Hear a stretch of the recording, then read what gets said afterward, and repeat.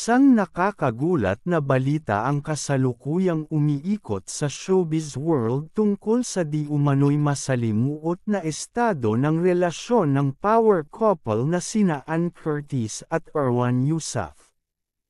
Ayon sa ilang malalapit na source, may matinding pagtatalo umanong naganap sa pagitan ng mag-asawa, na nagresulta sa isang desisyon ni Ann na palayasin si Erwan mula sa kanilang bahay.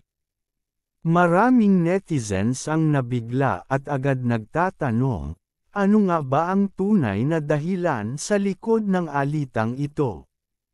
Nagsimula umano ang tensyon nang magkaroon ng mga espekulasyon tungkol sa isang masyadong malapit na relasyon sa pagitan ni Erwan at ng nakababatang kapatid ni Ann na si Jasmine Curtis Smith.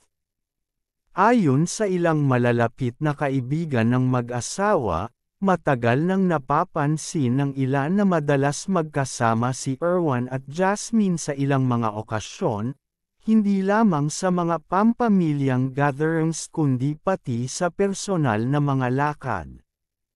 Ang tila walang mali siya na samahan ng dalawa ay unti-unting nagdulot ng usap-usapan at hinala ng mga tao na may mas malalim na namamagitan sa kanila kaysa sa pagiging bayaw at hipag lamang, dahil sa mga kumakalat na balita at tsismis. Hindi naiwasan ni Ann na magtanong at magduda.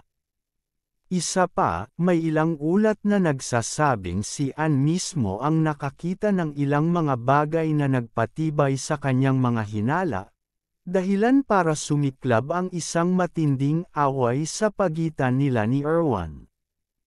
Ayon sa isang source, hindi na kinaya ni Ann ang lahat ng iniisip niya. Halos hindi na siya makatulog at palagi na silang nagtatalo ni Erwan tungkol dito.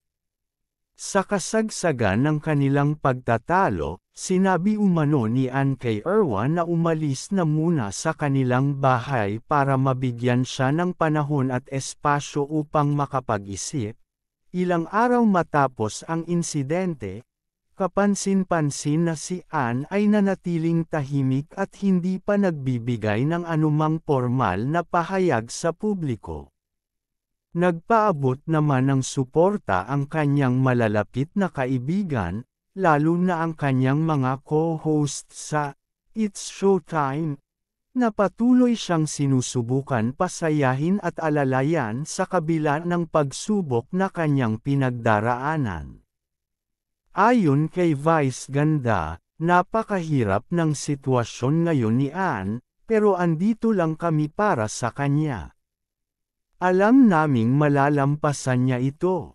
Sa kabilang banda, si Erwan ay nanatili ring tahimik sa kabila ng naglalabasang mga isyu.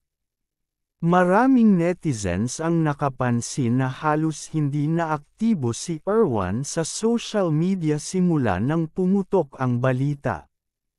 Tila gusto niyang maging pribado muna ang mga bagay na ito habang inaayos nila ni Ann ang kanilang relasyon.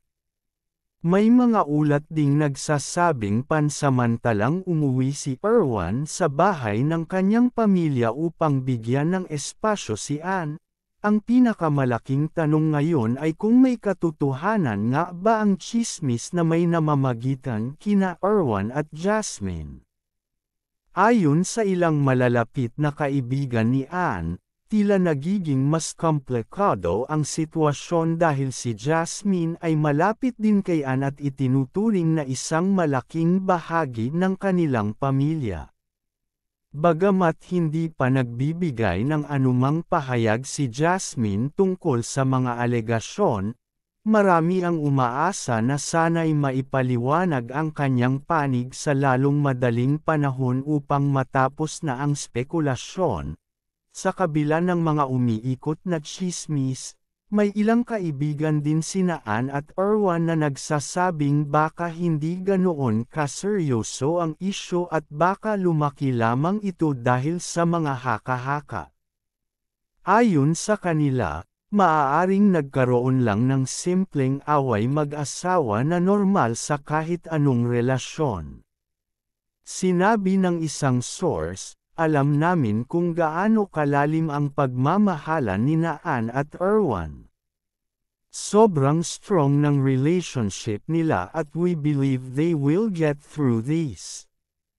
Ngunit, hindi maitatanging marami sa kanilang fans ang nababahala sa kinahihinatnan ng relasyon ng mag-asawa.